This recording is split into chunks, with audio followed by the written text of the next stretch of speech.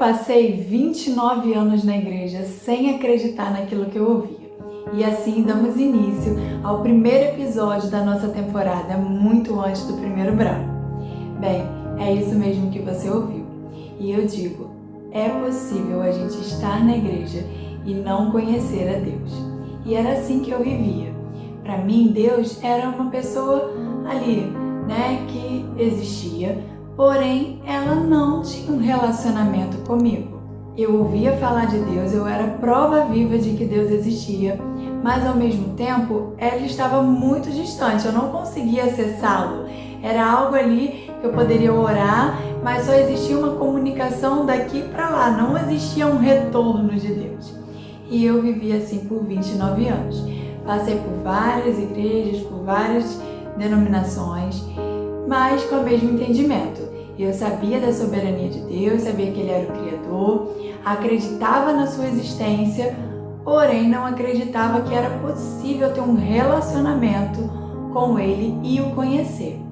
E assim eu passei, esses anos todos da minha vida, sendo uma pessoa religiosa. O meu ir para a igreja não era nenhuma decisão minha.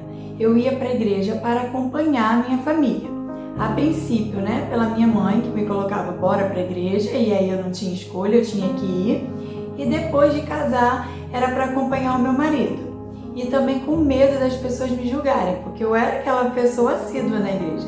Então, se eu parasse de ir de uma hora para outra, iria falar o quê? Que eu estava já me desviando. Então, por uma questão realmente de evitar julgamento, até do que os outros iriam pensar, do que a minha família iria falar, eu achava mais cômodo ir à igreja e passar ali 2 horas, ouvindo uma palavra, do que depois ter que ficar passando por essa acusação, por esse julgamento. Mas eu não sentia prazer algum em estar na igreja. Eu até sabia e reconhecia, de que Deus era soberano, de que Ele merecia louvor e adoração, mas não partia de mim a vontade de oferecer a Ele esse louvor e essa adoração. Eu ia para cumprir um ritual. Até então eu tinha ali o desejo de não frequentar a igreja, mas me faltava ali justificativas para me tirar a condenação, tipo assim, algo que eu apresentasse, falasse, por conta disso eu não frequento mais. Então me faltavam ali argumentos, até que começaram a vir argumentos para poder me isentar da questão de não estar mais indo para a igreja. A primeira coisa que se levantou, digamos que ainda não foi ali o argumento suficiente para me afastar por completo da igreja, mas pelo menos para me tirar um pouquinho daquela denominação. Foi o fato, de quando eu me casei, na igreja no qual eu pertencia, fazia parte, eu congregava, eles não realizavam casamentos de pessoas divorciadas, e o meu esposo, ele já era divorciado. Então assim, eu estive naquela igreja por anos, eu cresci naquela igreja, eu ajudava no que era preciso, e no momento do meu casamento, eu não tinha ninguém dali que pudesse celebrar o meu casamento. Então assim, eu queria, me casar, queria fazer tudo de acordo, com o que era pregado, mas eu não tinha ali ninguém que pudesse fazer isso para mim. Então naquele momento, ao mesmo tempo que eu queria fazer a coisa da forma certa, me vinha aquela voz, tá vendo? Você quer agir, mas não tem ninguém aqui com você. É tudo fachada. E Deus foi misericordioso, que mesmo nesse meu momento, que eu ainda não enxergava o favor dele, Ele se fez presente e Ele colocou para celebrar o nosso casamento. Um pastor que assim faz parte da minha vida desde os meus 8 anos. Minha mãe por um período ela foi intérprete e nesse momento que ela foi intérprete, ela tinha missionários que vinham para as comunidades para poder pregar, para poder falar de Deus. E tinha o pastor Valdeci lá na comunidade, no Morro do Dona Marta, que a gente conhece, uma pessoa assim, de extrema alegria, uma pessoa que é muito amada pela minha família. E Deus colocou ele ali naquele momento para ser o celebrante do nosso casamento e ter a presença de Deus na minha união. Porque eu já estava assim, também não vou fazer mais nada de casamento religioso, vou casar só. E assim, Deus teve misericórdia da minha vida, no momento em que eu não estava ligada ali espiritualmente a Ele. e mandou o pastor Valdecias para poder estar celebrando a nossa união. E assim, hoje, né, vendo isso tudo, eu enxergo o favor de Deus e eu sou assim extremamente grata a Ele pela sua misericórdia ter me alcançado, até mesmo quando eu não desejava o seu favor. E assim Deus é. E futuramente outras coisas também vieram a acontecer, que também foram me desmotivando, mas assim, o que me deu ali a sustentação para falar não vou mais na igreja foi o período de pandemia. Além, né, de estarmos passando por um período de pandemia, os cultos serem realizados de forma online, no período de pandemia eu também estava grávida do Heitor. E não era só uma questão assim, coloca a máscara e vai, até que se fosse uma outra situação e eu desejasse, eu faria, né? Lá higienizaria a mão, tomaria os cuidados e tal, mas eu senti ali a minha libertação. Então assim, eu lembro do refrigério que eu senti em saber que eu tinha algo que me assegurava ficar em casa, porque eu tinha algo, uma justificativa, algo que ele me garantia o fato de não ter mais que congregar. Então eu era ali a pessoa, né, fiel nos dízimos e ofertas, eu nunca questionei isso, é algo que eu sempre fiz, porque de fato eu aprendi e entendi a necessidade, né? Assim como a gente vai para uma escola e aprende algo, eu aprendi que era necessário dizimar e ofertar, então independente do ir ou não ir para a igreja, eu era fiel. Então se me perguntasse, não estou te vendo mais na igreja, eu estou grávida, não posso ir pela questão, né, da contaminação. Só que aí isso foi acabando, a pandemia foi passando, as medidas foram sendo liberadas, houve a vacinação, a criança nasceu, né? E aí eu já estava ficando novamente sem recurso. O esposo veio a mim e falou, bem, nosso filho já nasceu, já passou de 6 meses, precisamos apresentar ele. Daqui a pouco vai estar tão grande que nem vão apresentar mais na igreja. Aí eu falei, bem, vou ter que ir pelo menos para a apresentação dele, né? E aí começamos novamente, né, a frequentar a igreja presencial, mas eu ainda ia ali limitando, por exemplo, não vamos todo culto, vamos só uma vez por mês, aí íamos no culto de ceia, porque meu esposo queria estar presente, fiz a inscrição do meu filho para ele poder ser apresentado, tudo certinho. Chegou no dia da apresentação, o papel que tinha sido colocado ali no púlpito para o pastor simplesmente sumiu. O pastor fez a pregação, terminou o culto, encerrou, e aí no final a esposa dele me viu, né, com o nosso filho e falou, nossa, já era dia de apresentar, vocês não apresentaram? E aí eu falei, então, tava esperando a gente vir pra cá pra apresentação, mas não houve.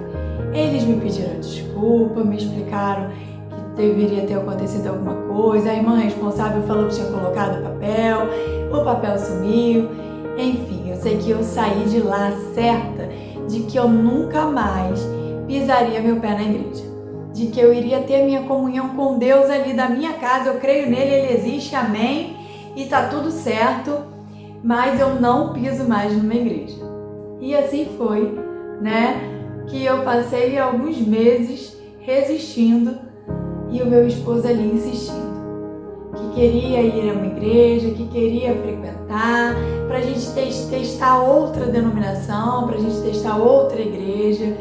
E fomos em outras, mas eu passei a ser a crítica de igreja. Tinha tido ali a minha carta de alforria, né, com tudo que tinha acontecido. Eu tinha o fato do nosso casamento, eu tinha o fato da pandemia que me trouxe ali a suavidade de ficar 1 ano e meio, 2 anos, né, ausente da igreja. Aí teve a questão da apresentação do meu filho, então eu não podia me deixar vincular a nenhuma igreja novamente para não me aprisionar a isso que eu não desejava para minha vida, né? Então toda igreja que nós íamos, eu era a verdadeira crítica de igreja. Eu conseguia em uma visita apontar todos os defeitos e convencer ao meu esposo de que lá não era o nosso lugar. E rodamos várias denominações.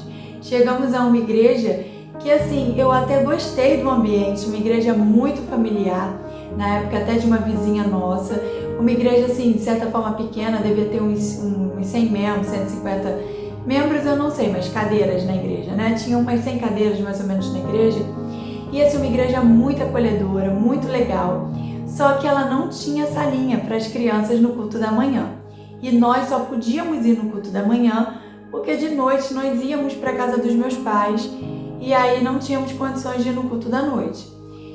Então, ficamos nessa igreja alguns meses e eu sempre li, mas não tem como, o Heitor. E o Heitor estava naquela fase de um ano e meio, não tinha como controlar ele no culto. Então, o que eu fazia? Eu ficava do lado de fora, ali com ele, né? Eu ficava no louvor, começava a palavra, eu ficava em pé com ele ali fora, porque claro que eu queria ficar com ele em pé lá fora para não ter que ficar no culto, né? Então pegava ele correndo, tô indo lá para fora para ele ficar calmo. Acho que até agitava ele para ele ficar agoniado para eu ir para fora.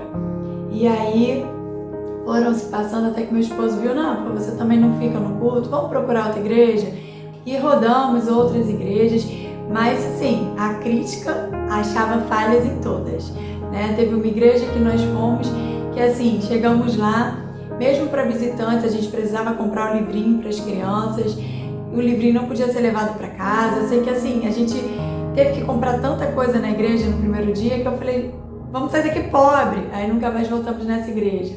Fomos em outra igreja que não tinha estacionamento perto. Falei, como que a gente vai ficar nessa igreja que não tem estacionamento? Até que meu esposo insistia pra gente ir na Verbo da Vida. E assim, a minha questão da Verbo da Vida era, essa igreja é uma seita. Olha o nome, Verbo da Vida.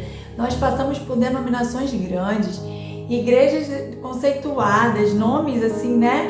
Que existem há anos, existem várias igrejas em vários lugares. E não deu muito certo. A igreja que eu fazia parte, a igreja, ela tinha mais de 5.000 membros. A outra que nós fizemos parte também tinha uns 1.000 membros. E assim, várias unidades espalhadas pelo Rio. E eu falava, não deu muito certo a igreja se você quer ir para uma seita, porque Verbo da Vida, isso não é uma igreja. A logo, né? Eu falava, só que logo doida. E assim, o que eu mais questionava meu marido era sobre a fachada da igreja. Eu falava, olha como essa igreja é. Pelo menos aqui nós, né, frequentamos, a entrada dela, a parede é toda cinza. E eu falava, olha que coisa industrial, isso daí é uma fábrica de arrancar dinheiro das pessoas. Porque onde já se viu uma igreja com a fachada assim toda cinza? Igreja é branco, azul, creme, palha. Eles colocaram uma fachada cinza para não ter que ficar com a manutenção da igreja e tudo. E aí meu esposo falou, vamos, a igreja parece ser legal, já tiveram vizinhos que falaram que frequentam aqui, que é bom. E eu lembro que teve um evento, né, que é a festa carioca da igreja, é uma festa nas férias de julho. E aí meu esposo falou, vamos lá. E eu lembro que era numa praça assim perto de casa, parecia muito animado e tudo. Eu falei, eu não piso aí, essas comidas devem ser tudo consagrada, não vou comer, não vou. Esse pessoal vai fazer uma lavagem cerebral na nossa mente, não vou entrar nesse lugar. E aí se passaram, isso foi em julho, meu esposo insistindo, e assim, a gente assistindo, a gente não, né? Meu esposo assistindo alguns cultos online, e eu ali, irredutível à minha decisão de que não queria mais frequentar igreja alguma, de que Deus estava presente dentro de mim, eu acreditava nele, eu estava ali dizimando e ofertando na igreja que a gente, né, tinha saído, ferido, mas eu estava ali fazendo minha parte, tipo, fazendo minha doação, né, estava ali me doando, sem querer saber quem estava recebendo, mas estava ali sendo fiel. E assim, depois, né, de muita insistência, de julho até março, nesse ano o carnaval caiu no mês de março. E aí ele falou, vamos, e eu falei, tá, vamos, mas por quê? Eu tinha certeza de que eu iria ter ali justificativas para nos afastar de vez daquela igreja, como eu fiz nos demais. E aí ao entrar, nós chegamos no momento de louvor, estava ali o Ministério de Música, simplesmente com o meu instrumento favorito, que é o saxofone. E assim, é um instrumento incomum, né, de se ouvir. Então eu pensei, bem, pelo menos, né, aqui no momento de louvor vai ser algo agradável. Eu vou ficar aqui no louvor, desfrutando do saxofone. Quando começar a palavra, eu pego as crianças para levar elas para a salinha, ganho um tempinho aí, né, nessa locomoção. e aí fico lá e já volto no final do culto. Tudo certo. E aí assim fiz, né? Fiquei no período de louvor, levei as crianças, né, pra salinha, mas eu cheguei lá na salinha e fui expulsa da salinha. Então meu plano foi frustrado. Eu cheguei e aí logo falaram assim, não, mãe, tá bom, pode ir lá pra igreja, vai lá pro culto, se acontecer qualquer coisa a gente entra em contato, chama lá pelo número, não sei o quê. E aí eu falei assim, ai meu Deus, vou ficar nos corredores. E saí. Aí, irmão, vai lá pro culto, foram me empurrando, me levaram pra dentro do culto. E assim, como o meu plano de ficar na salinha foi frustrado, eu agora só tinha que era achar as falhas da igreja. E aí eu comecei como um radar, uma investigadora, a prestar atenção na pregação para poder achar ali coisas para poder chegar em casa e falar com o meu marido para me dar ali base de nunca mais pisar naquele lugar. Só que o meu plano foi um pouco fracassado, porque eu prestei tanto atenção que eu consegui de fato ouvir o que estava sendo ministrado. Até que veio no final o apelo para aquelas pessoas que desejavam entregar a sua vida para Jesus e voltar para Ele. E naquele momento eu estava numa igreja onde ninguém me conhecia. Então eu me vi livre de levantar a minha mão e ir à frente sem condenação. Porque se antes eu fizesse isso na igreja, que eu estava lá por 20 anos, as pessoas iriam me julgar, porque eu estava frequentando todos os domingos, eu estava na igreja, tinha evento, eu estava participando dos eventos. Então assim, imagina como que alguém que está ali ativa vai estar voltando para Jesus. Te falar que assim, eu até já tinha sentido esse desejo em outros momentos, mas da mesma forma, eu sentia condenação, né? O que vão pensar de mim, o que vão falar de mim, quem está aqui me conhece, o que vai falar. Então eu nunca tive a possibilidade, né? Nunca me permiti ter a possibilidade de fazer esse retorno para Cristo. E aí nesse momento eu falei, bem, primeira vez que eu tô aqui, ninguém me conhece, é agora, vou. E eu fui lá à frente. Naquele momento eu senti algo que eu antes nunca havia sentido na minha vida. Um transbordar, uma alegria, algo assim realmente diferente dentro de mim. Mas foi uma sensação ali momentânea, como se fosse, né, algo que eu estava vivendo ali naquele momento. E aí, terminado, né, esse primeiro culto, meu esposo super feliz com a minha decisão de ter voltado para Cristo, as crianças super tranquilas ficaram na salinha, não fomos chamados, e aí só nos restava voltar no próximo domingo.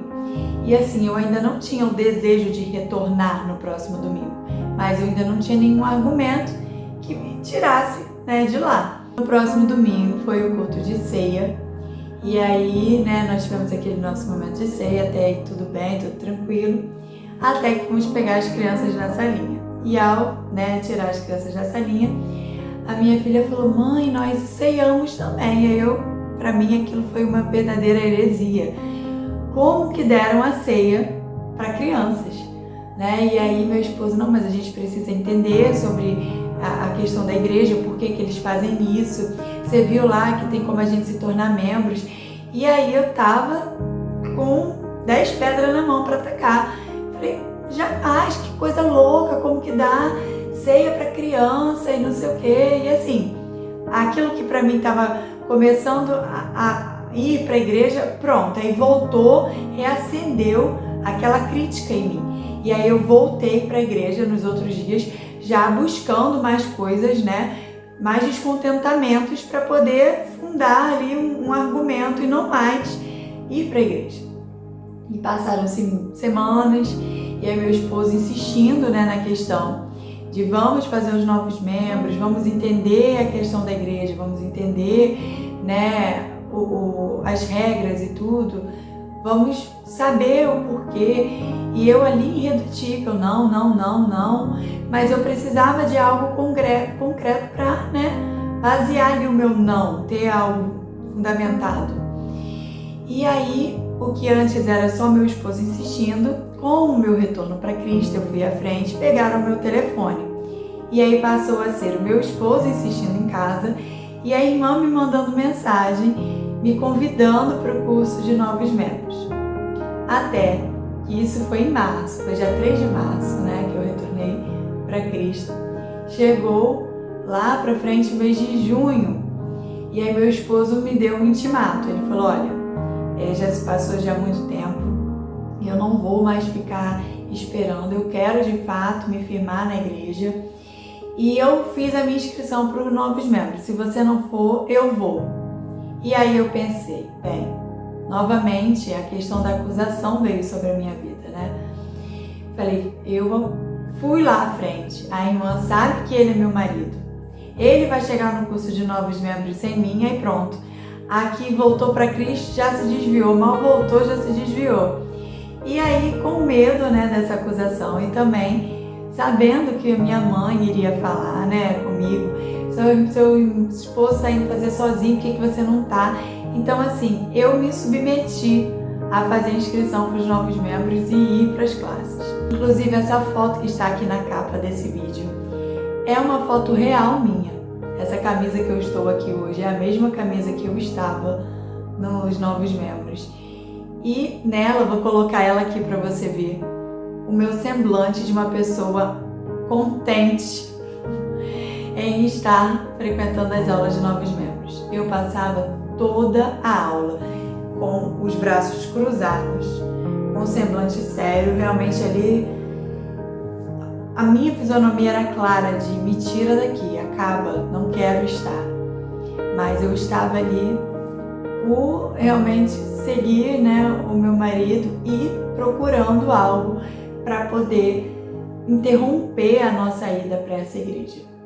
Até que a primeira aula dos novos membros foi justamente sobre a ceia, né? E aí foi tudo falado, foi tudo explicado, o entendimento da igreja, do ceiar, né? De que as crianças elas recebem o entendimento de que ao tomar a ceia nós lembramos do ato que Jesus fez lá na cruz. Então, assim, foi tudo explicado e aquele meu argumento maior que eu tinha, na verdade o único que eu tinha, né, quanto à igreja, ele foi totalmente desfeito. E eu, com a esperança que eu tinha de sair na primeira aula, eu não pude sair. Eu passei todas as aulas, me formei, né, nos novos membros, acabou, e continuamos seguindo as nossas idas para a igreja. E mais uma vez esse ciclo voltava a se repetir na minha vida. Eu havia entregue a minha vida a Cristo. Eu estava numa igreja onde tinha suprido todas as minhas frustrações anteriores. Era uma igreja acolhedora, tinha um excelente cuidado com as crianças, a palavra era uma palavra clara e eficaz. O louvor era um instrumento que eu amava, mas ao mesmo tempo eu não me sentia em paz. Ainda existia uma ferida dentro de mim que não havia sido curada. Então eu estava ali naquele momento com a retaguarda ali esperando a qualquer momento uma frustração vir sobre a minha vida. E talvez você tenha passado ou esteja passando por isso. Talvez você está buscando no homem algo que você só consiga em Deus. De fato, a igreja é feita de pessoas. E pessoas falham. Nós precisamos não estar atentas ao que os nossos olhos naturais veem. Nós precisamos estar firmados em Cristo Jesus e saber que Ele tem o melhor para as nossas vidas. O que eu poderia ter feito e eu não fiz? Eu poderia simplesmente ter entendido que o meu período na igreja que eu fazia parte tinha acabado. Eu poderia entender que existiam regras naquela igreja e que aquelas regras não atendiam à minha necessidade. E eu ter ido atrás de uma outra igreja que celebrasse casamento de pessoas, como era o meu caso. Mas o que eu fiz? Não sentia interesse em congregar. Então, para mim, não havia diferença eu procurar uma igreja que me atendesse. Era muito mais cômodo eu reunir provas para de fato me afastar da presença de Deus. Talvez você que esteja aí me assistindo tenha tido momentos que também o fizeram se afastar da comunhão, do congregar.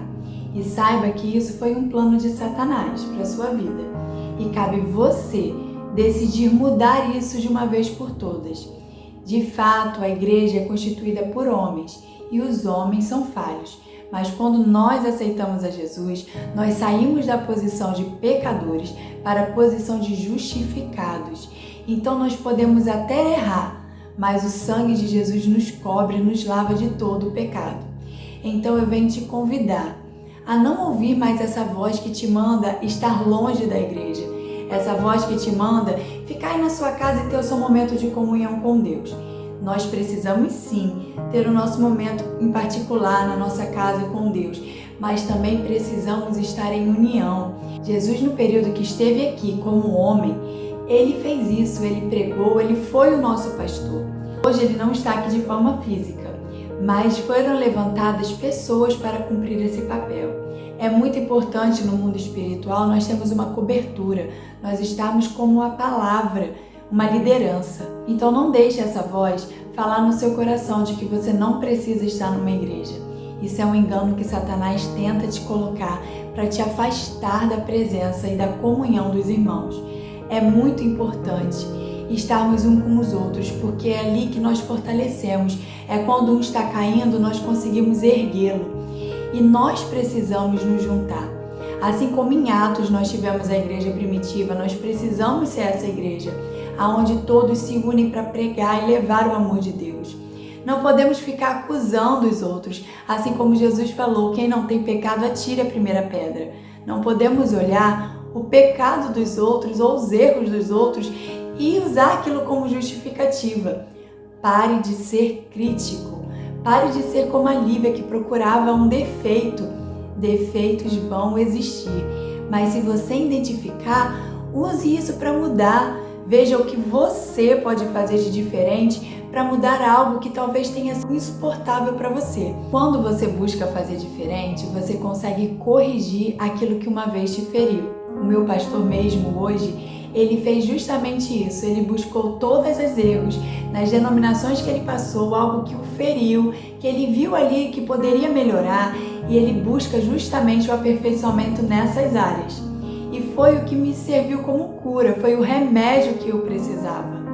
E assim nós precisamos ser. Nós não precisamos nos agarrar aos erros dos outros para justificar o que a gente quer ou não fazer. Não deixe Satanás colocar na sua mente e coração uma crítica ao ponto de você achar que você não precisa de uma igreja. E olha, para continuar o meu testemunho, te aguardo no episódio 2. Se você gostou desse vídeo, encaminhe ele para alguém, deixe o seu like, se inscreva no canal e ative as notificações. Te espero no próximo vídeo. Tchau!